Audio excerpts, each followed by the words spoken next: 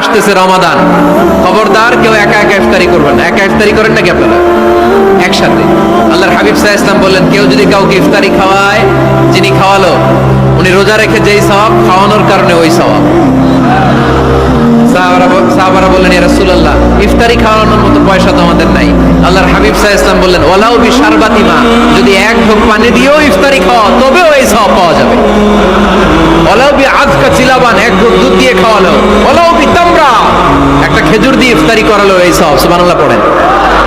দুই ভাই ইফতারি করতে বসছেন, আপনার প্লেট থেকে একটা পেঁয়াজু আপনার ভাইয়ের প্লেটে দিলেন, আপনার ভাই একটা খেজুর আপনার প্লেটে দিল, দুইজনের ইফতারি খাওয়ানোর সওয়াব হয়ে গেছে। সুবহানাল্লাহ কইতে পারলেন না?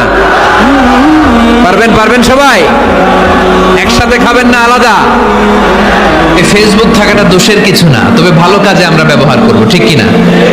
আপনার ফেসবুক শেয়ারিং আপনার জান্নাতি বানাতে পারে, আর আপনার ফেসবুক শেয়ারিং আপনার